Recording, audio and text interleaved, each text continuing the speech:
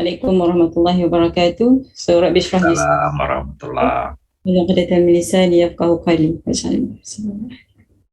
Okay, so let us continue our sessions. Okay, first sessions with the topic, a new topic, but still under the historical developments of fiqh. Okay, the third stage. Okay, the third stage and fourth stage of fiqh development.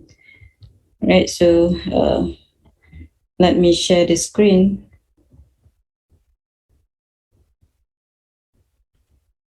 Okay. Okay, this is the screen. I hope you can see. Yeah, we see it nicely. Yeah. All right. Very nice. Yeah. Okay, so week 4. So our session, fourth session, so building and powering of fiqh. So yeah, developments of fiqh. The third stage, the third stage of development of fiqh, the building stage and also powering stage. Okay, for the building stage, this one it happened during the times of Umayyad dynasty. Okay, until it decline. Until its decline. So yes, it started after the death of one of the Khulafa Rashidin, Ali bin Abi Talib. Okay, the first stage is flowering of fiqh or any flourishing of fiqh. Yeah. So actually, this is during the times of A'immah al-Mujtahidin, the prominent madhabs. Okay, schools of Islamic law, the schools of fiqh. Yeah. Okay, the prominence. Okay, during these times also. Okay, flowering during the first stage of developments of fiqh. This one. Okay. So there were, what we see as prominent, mujtahid independent, independent mujtahidin. Okay, never mind. So let's move. Okay, so the third building, the third stage, building flowering, building of fiqh, during the era of Umayyad dynasty. So this stage is actually regarded as the building stage, and it begins with the rise of the Umayyad dynasty, like I said, and ends with the fall of this dynasty, the fall of this Umayyad dynasty. Okay, so yes, the Umayyad dynasty were in power, approximately for about 1 century. Okay, started during the death. Okay, after the death of Ali bin Abi Talib until its decline. Yeah, so the Khalifa, during this time was Muawiyah bin Abi Sufyan, Khalifa. So one of them is Muawiyah bin Abi Sufyan. Okay, so yes, what happened during this time? It is during this period of time. Okay, so the Islamic State, widened, had widened, and naturally there will be more problems and issues. So basically, the issues, the problems, the new issues, were unfamiliar to the Muslim scholars during that time. And these issues never happened. During many in the previous era, previous period. Okay, so and of course there are many issues. Then the Muslim scholars during this time, they tried to find out the solutions for these new issues. Okay, so the scholars in this period, follow the methodology established by the imams, by their predecessors. As most of them studied under the companions of the Prophet Muhammad sallallahu alaihi wasallam. They use the methodologies used by the companions in deducing the fiqh ruling. Okay, so yes, important things that the scholars during this time, they followed the methodologies used by the companions, by the Sahaba, to deduce the fiqh ruling. Okay, next. Okay, so let us see the developments of fiqh in this era. Because we discussed on the historical developments of fiqh. So let us see the developments of fiqh in this era. So we have, increase, in the issues related to fiqh and ijtihad. So during the times happened, increase in the issues related to fiqh and ijtihad. Because actually the expansions of Islamic states. And also many peoples embraced Islam. And these people actually from different backgrounds, different backgrounds in terms of cultures, customs, and all that. So the natures of the issues, are also different. Okay, so and we have also spreading and fabrications of hadith. Okay, spreading and fabrications of hadith, meaning that spreading. Okay, hadith spread rapidly. Okay, during these times. Okay, because of what? Because during this time, the needs of information grew. Okay, since there was no systematic compilations of Sunnah. Okay, during this time, so what happened? The scholars, okay, in their various capacities, had to go in search of the individual narrations of the Sunnah handed down by Sahaba and also their students. Okay, so in order to make their legal judgment, so the Muslim scholars during this time, okay, they try to find out they go in search of individual narrations. Okay, so actually it brought to implications, okay, or impact, okay, negative and positive impacts. Okay, what was the positive impact? What is the positive impact? So the positive impact, okay, the Muslim scholars during this time, they they rely, okay, extensively, okay, in Sunnah, because Sunnah accessible to them, okay, because of this spread Sunnah. Okay, the negative impact, okay, is that was that, okay, it increased the tendency towards fabrications of Sunnah. Okay, fabricated Sunnah. Okay, so had a tendency, okay, towards fabrications of Sunnah. Okay, what is the meaning of fabricated Sunnah? Okay, fabrications of hadith means that, okay, false sayings and false actions, okay, were attributed to the Prophet Muhammad sallallahu alaihi wasallam. Okay, so fabrications of hadith, okay, started to happen or occurred, okay, during this time. Okay, so for a fabricator, okay, to be trusted, okay, he would have to relay some true hadith, okay, along with his fabrications. Okay, meaning that the fabricator will mix, okay, will mix the true, some true reports and false reports in a hadith. Okay, okay. So because of this fabrication, okay, so many fabricated hadiths found during this time. Okay, so the scholars of hadith, okay, during this time, they try to lay down conditions, okay, conditions to accept hadith, right? Okay. Yes, there are certain conditions, okay, for the scholars, okay, to accept hadith. Okay, must be aware, okay, because of the so many fabrications, okay, so many fabricated hadith found during this time.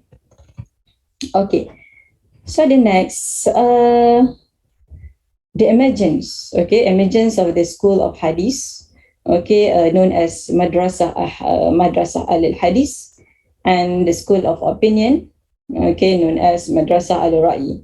So if you look at the name, okay, Ahlul Hadith, so meaning that this school, the people of this school, okay, they were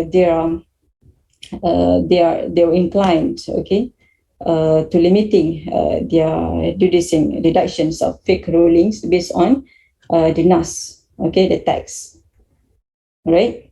Okay. But Madrasah al-Ra'i, okay, is actually the incline towards deducing the rulings, okay, based on personal reasoning. Okay, all right. So Madrasah Ahlul Hadith, okay, the center of this madrasah, okay, was in Madinah, and Madrasah Ahlul Ra'i was in Iraq, yeah, Kufah. Okay, so examples of the scholars, okay, of this Madrasah Ahlul Hadith, for example, Abdullah ibn Umar, okay, Abdullah ibn Umar ibn al-Khattab, okay, Abdullah ibn Umar ibn al-As, okay, Az-Zubair, okay, and also Abdullah ibn al-Abbas. Okay, for the Madrasah Ahlul Ra'i, okay, if for example you have a question, okay, please addressed in the box, in the text box. Okay. So we try to answer your question. Okay, please write down the questions on in the text box and the chat box. Sorry. Okay, so Abdullah ibn Amr. Okay, then the scholars. Okay, from the Madrasa Ahli Ra'i. Okay, for example, we have Omar. Okay, Omar ibn Khattab. Okay, Abdullah ibn Mas'ud. Okay. Yes, they utilize opinion, okay, personal reason, okay, more in deducing the fiqh ruling, okay. So,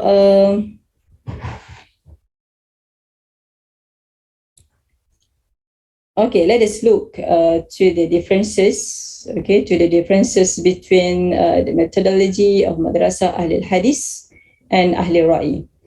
Okay, so the differences we can see, okay, the differences we can see in terms of these 2 points, okay, in terms of exercising of personal opinion and also the hypothetical fiqh, yeah.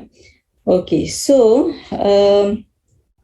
I want to say that, okay, both Madrasah Ahlul Hadith and Madrasah Ahlul Ra'i, okay, they were in agreement, okay, in utilizing the primary or the most sources, okay, of most of the sources of Islamic law, okay, such as Quran, okay, Sunnah, Ijma, and Qiyas, okay, they were both were in agreement, okay, of utilizing of using these sources of Islamic law, okay, but they are different. They were different. They differed in terms of these 2 points, yeah, exercising of personal opinion and also hypothetical fiqh.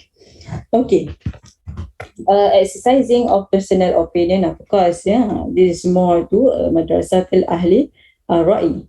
Okay, never mind. Okay, so Madrasah Ahlul Hadith. Okay, so as I mentioned, okay, just now, okay, they leaned towards limiting the deductions to available text of the Quran and Sunnah and deducing the fiqh ruling. Okay, they're more Madrasatul Hadith. They more look at the nas of text, available text of the Quran and Sunnah. Okay, so they will avoid, okay, they will avoid using any making personal legal rulings, okay, on the issue if there were no clearly defined text from the Quran or the Sunnah on related issues on the matter.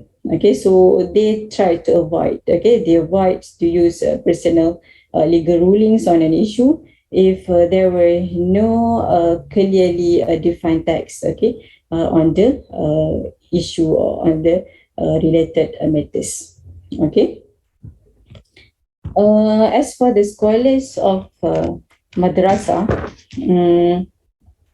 as for the scholars of Madrasah Ahli Ra'i, okay, so they favorites the extensive use of deductive reasoning, okay, and personal ijtihad in deducing the fiqh ruling. Okay, they're more inclined, okay, to use the personal reasoning, okay, to use the deductive reasoning and personal ijtihad, okay, in deducing fiqh ruling.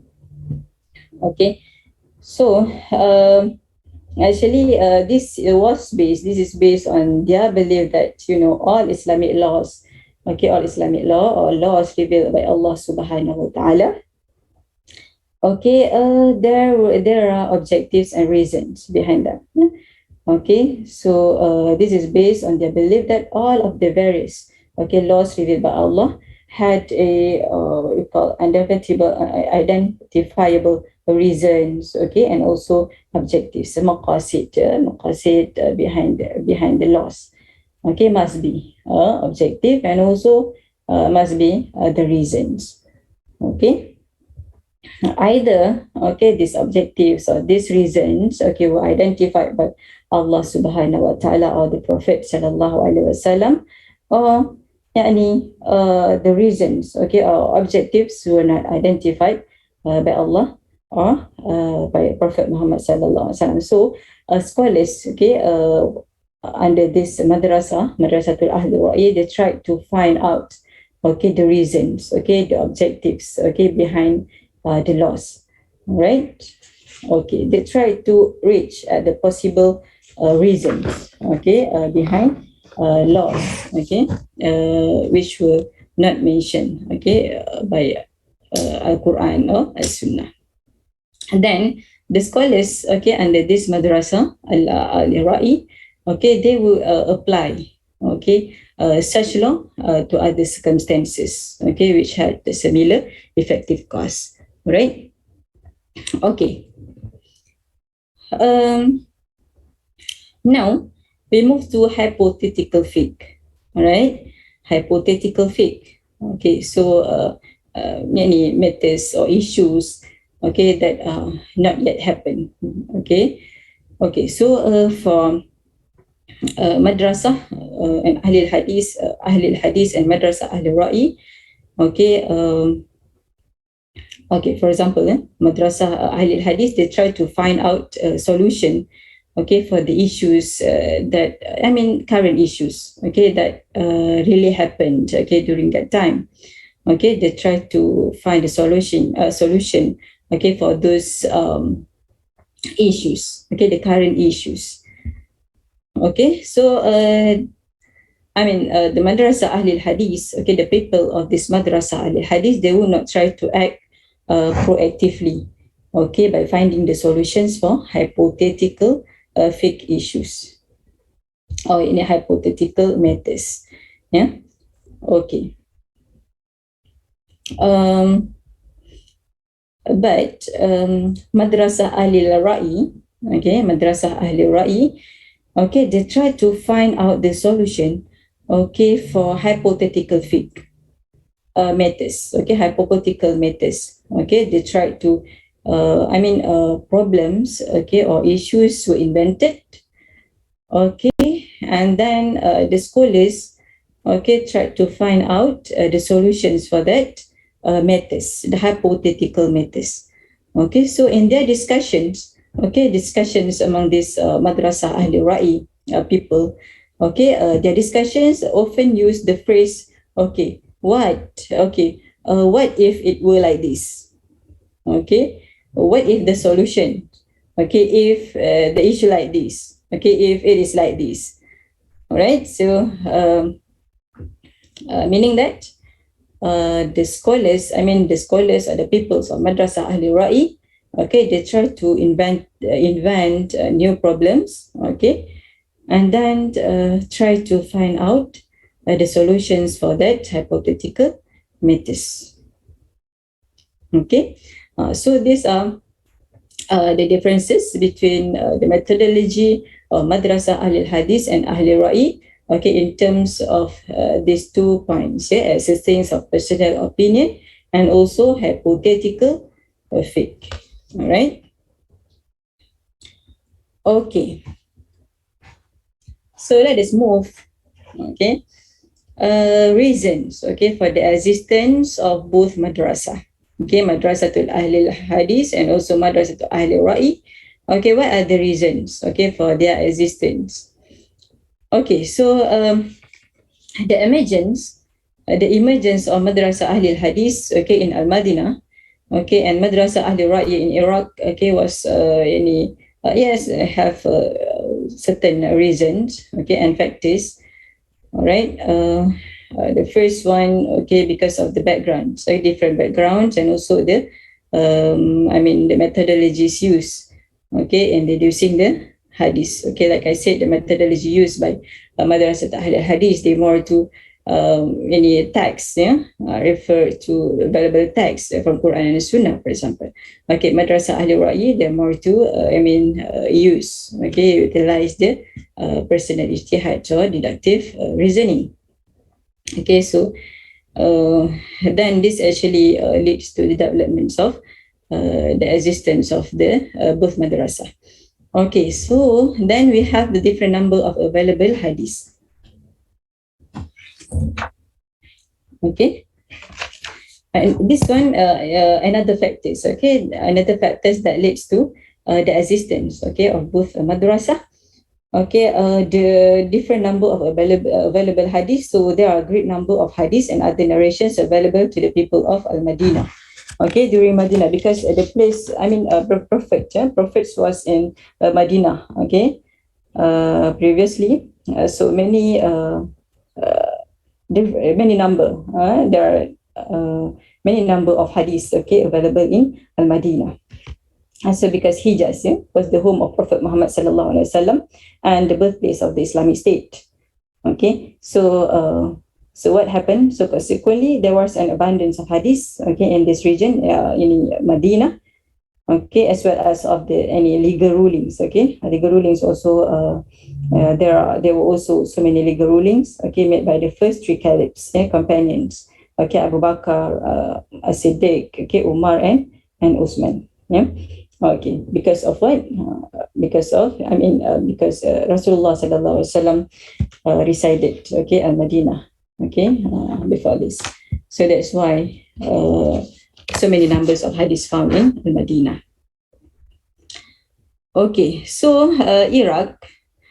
Okay, Iraq, the number of hadiths, available hadiths was not so many as it has in Medina. Okay, so when the capital of the Islamic States, okay, was moved to Baghdad, it became the place where different people from vast backgrounds and cultures gathered, with consequently resulted to the increasing number of issues, different problems. Okay, all these problems of these issues were new and unfamiliar to the Muslims, right?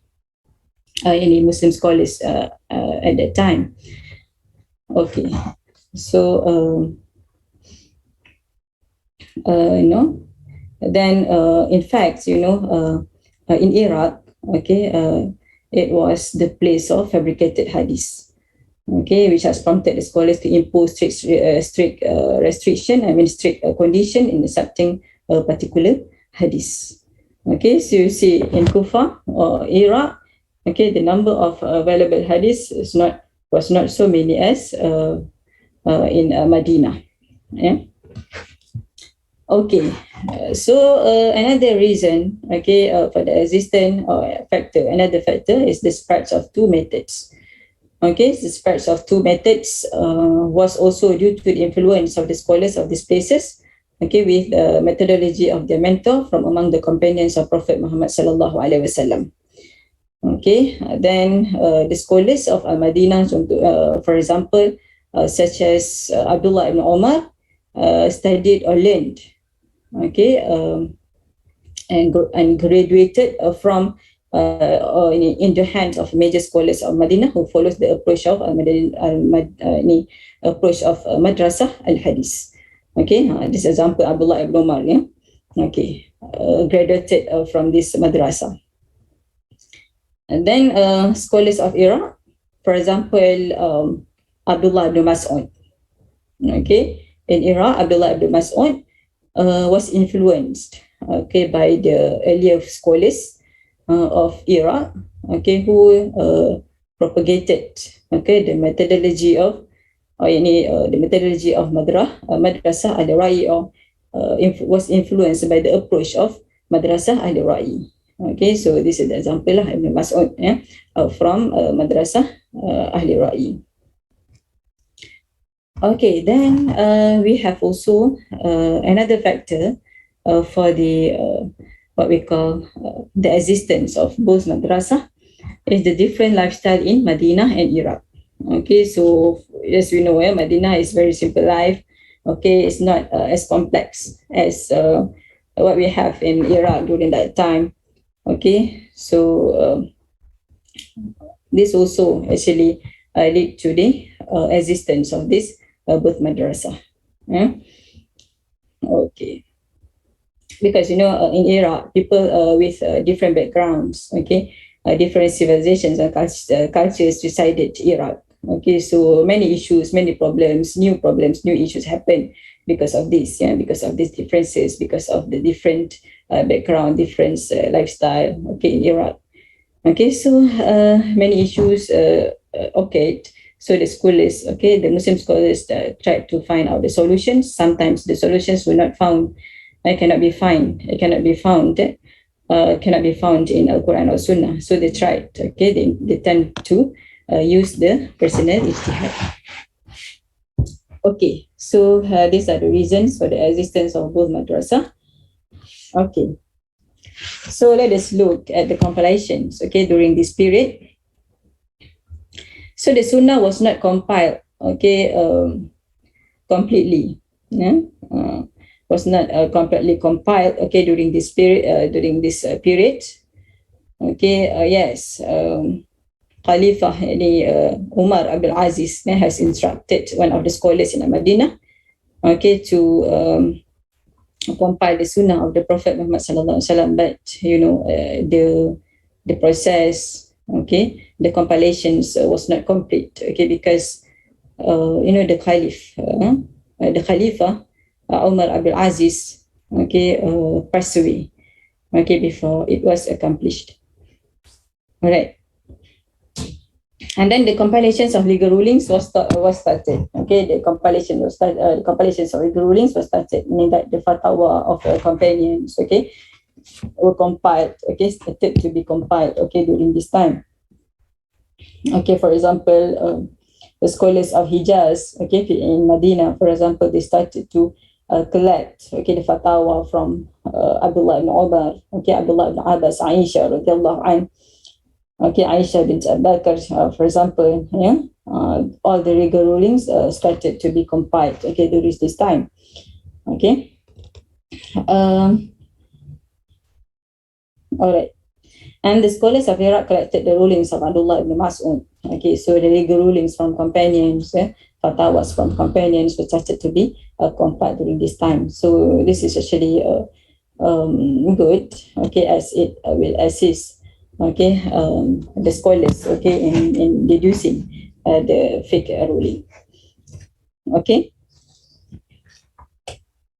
All right.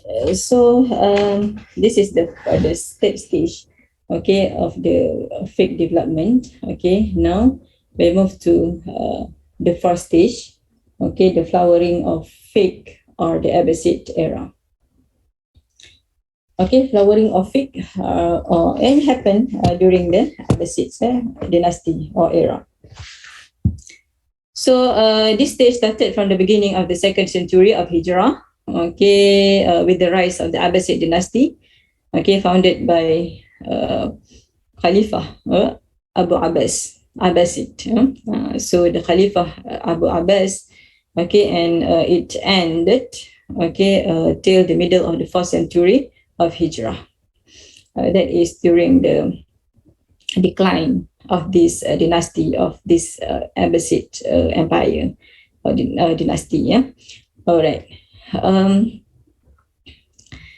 So the Caliph, okay, the Khalifa, okay, during these times they were, they supported, okay, fiqh, they supported fuqaha, okay, they concerned more on knowledge, right? And then they supported Islamic scholarship involved in discussion, academic debates, for example. Okay, so debates on various issues widespread, become widespread. So yes, the emergence of several prominent scholars also, okay, started, okay, from this in this era. Yeah, and then the several prominent scholars, okay, later they became the prominent mujtahid or independent mujtahid. Yeah? Okay.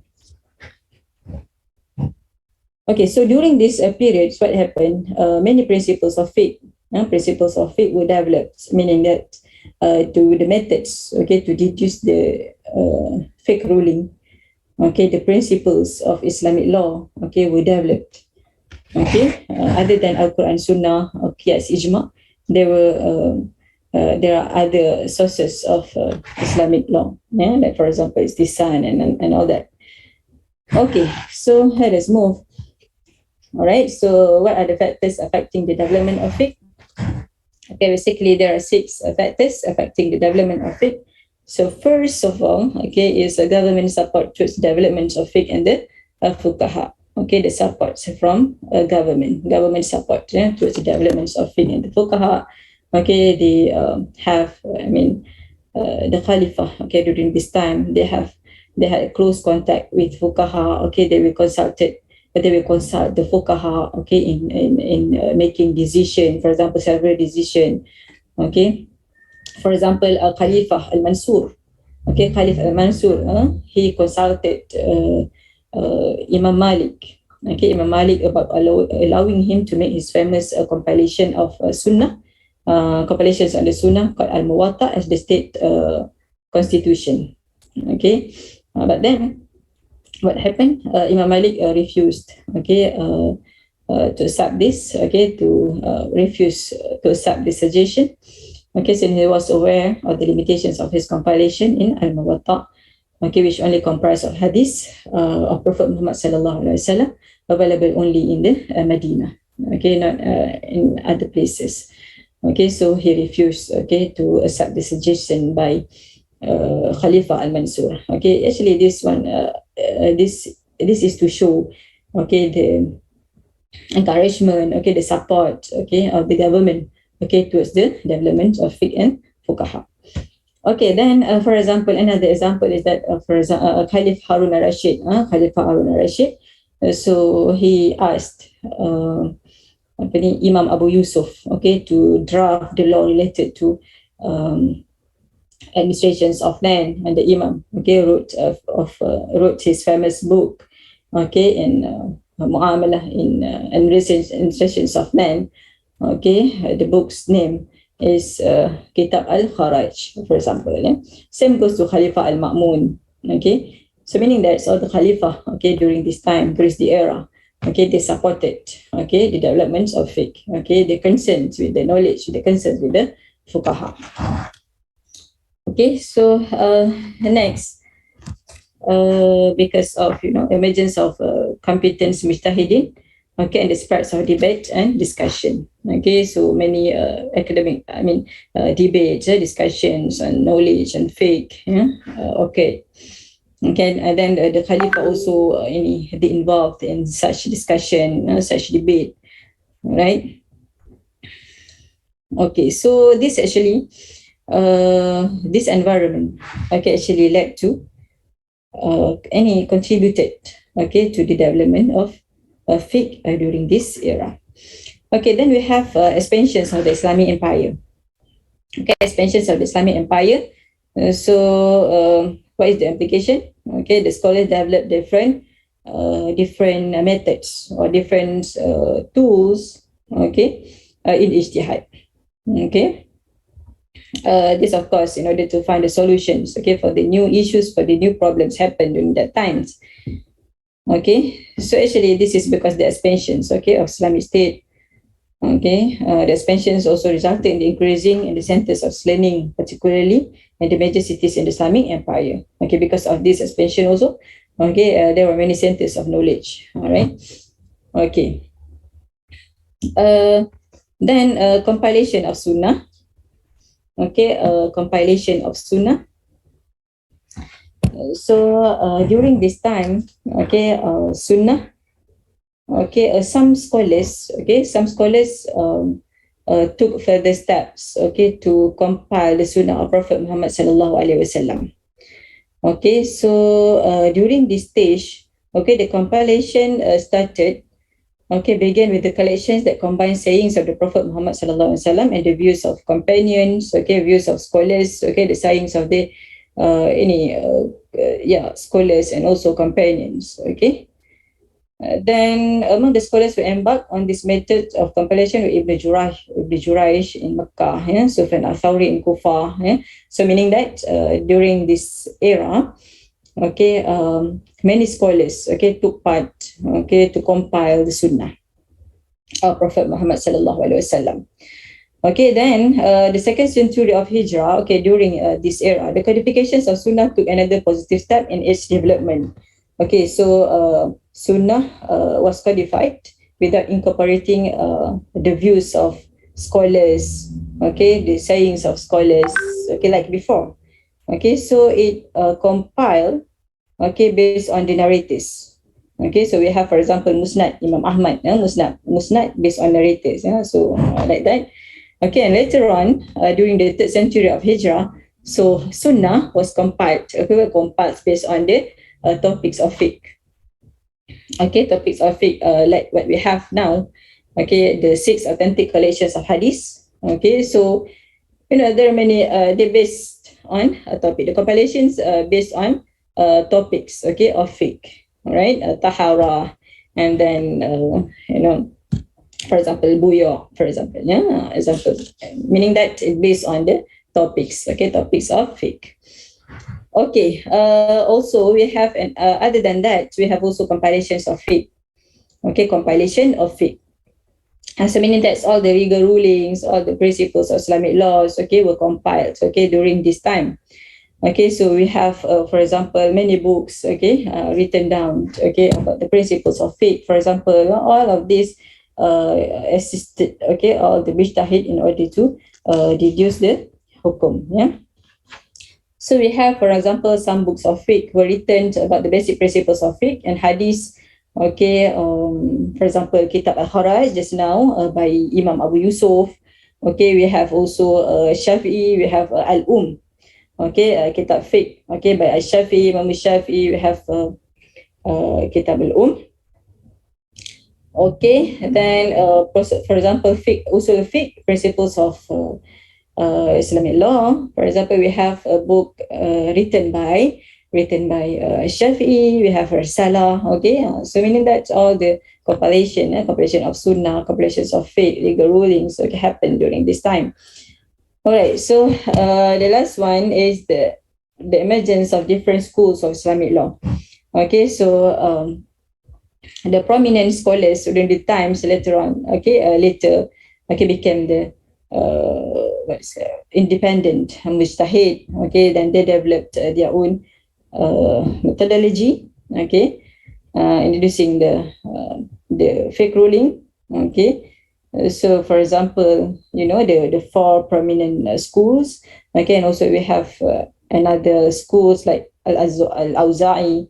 Okay, Sufyan also Al-Thawri. Okay, Ibn Abi Layla and all that. Okay, so these are the examples lah. Right. Okay, so then we go to the next slide. Okay, the source of Islamic law during this time. Okay, so the agreed source is divided. The source of Islamic law is divided into the agreed source, okay, and the non-agreed source. Okay, so the agreed source, for example, Quran, okay, Sunnah, Ijma, consensus, and also qiyas, analogical reasoning. Okay, so meaning that's all. This is the agreed one. Okay, so all scholars, they refer to this agreed source. Okay, then we have also the sources in which the scholars differ in utilizing them. So for example, istisan, al-masalih mursala, istishab, okay, Sadd al-Zara'i, okay, uruf, and amal ahli al-Madinah. Okay, so istisan, it's about juristic preference. Okay, deem something to be good, deem something to be preferable. Okay, and al-masalih mursala, okay, al-istishab, Sadd al-Zara'i, block the means. All right, uruf, okay, customs, and amal ahli al-Madinah, practice of people of Medina. Okay, this one, the sources of in which the scholars differ in utilizing them. Okay, introducing hadith. So inshallah, if we have time, okay, next session we'll discuss a bit detail. Okay, these sources. Yeah. Okay, istisan, masalah mursala, istishab, okay, Sadd al-Zara'i, uruf, and amal ahli Madinah. Okay, so yes, thank you.